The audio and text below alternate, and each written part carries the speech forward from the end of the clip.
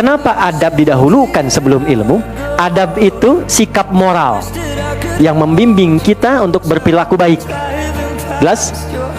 Kalau orang berilmu, adabnya belum baik, moralnya belum baik, maka dia akan berbuat perilaku yang buruk, yang damage-nya lebih besar dibandingkan dengan orang yang belum punya ilmu.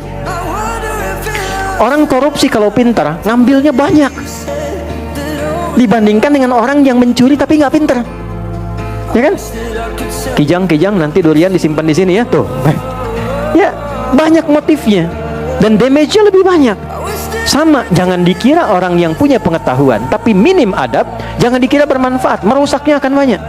Ya, akan banyak.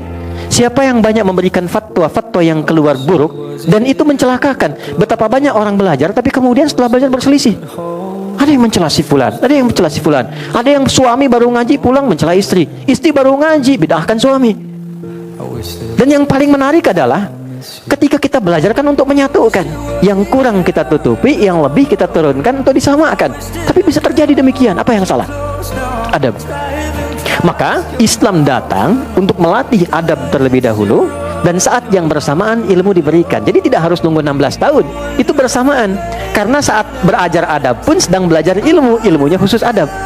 Karena itu para ulama itu mendahulukan pelajaran adab dengan babnya sebelum masuk kepada ilmu-ilmu pokoknya. Bahwasanya benar yang dijelaskan oleh Ustadz Adi Hidayat tentang adab itu lebih penting daripada ilmu, sebagaimana sabda Rasulullah Shallallahu Alaihi Wasallam, innama bu'istu liutammima makarimal akhlak, sesungguhnya aku diutus untuk menyempurnakan akhlak yang baik.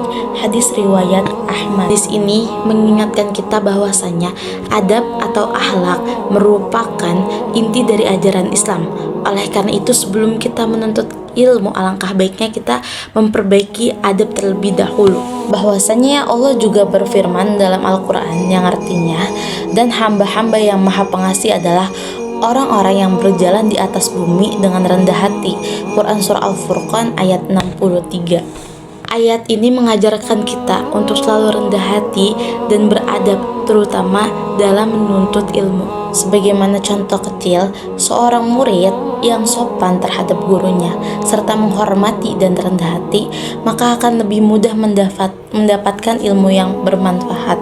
Begitupun sebaliknya, ilmu yang dipelajari tanpa adab akan menjadi sia-sia, seperti pohon tanpa akar, mudah tumbang dan tidak memberikan buah yang baik. Oleh karena itu, marilah kita mendahulukan adab sebelum ilmu, karena adab tanpanya ilmu itu tidak akan membawa manfaat. Menurut pendapat saya sendiri tentang kekurangan terhadap dakwah secara online. Nah, dakwah secara online itu kita mendengarkan sebuah ceramah itu dari online, maksudnya dari internet, media sosial seperti tadi. Nah, yang pertama itu kurangnya interaksi secara langsung, di mana penceramah dan audiens tidak bisa saling berkomunikasi. Saya kalau misalnya audiens kurang paham terhadap isi penceramah, audiens tidak mempunyai kesempatan untuk bertanya dan berdiskusi mengenai lebih dalam lagi isi dari penceramah tersebut. Nah, itu kekurangan pertama.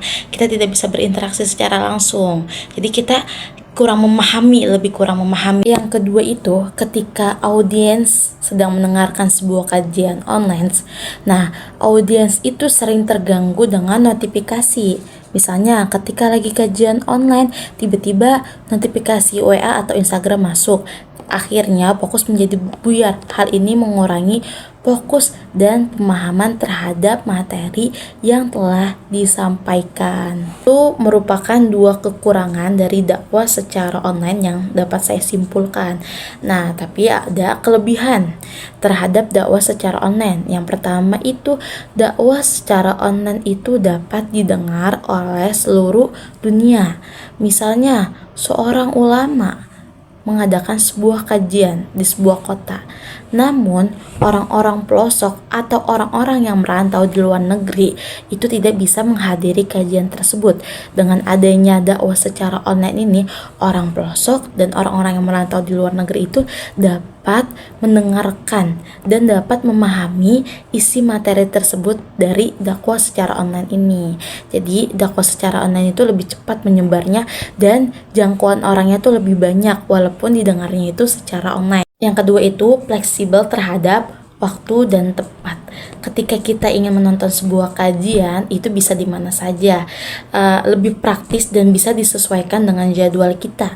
Misalnya ketika kita lagi istirahat bekerja atau waktu luang atau di perjalanan yang emang ingin kita menambahkan pengetahuan atau ilmu, kita dapat melihat kajian di mana saja dan bisa disesuaikan dengan jadwal kita.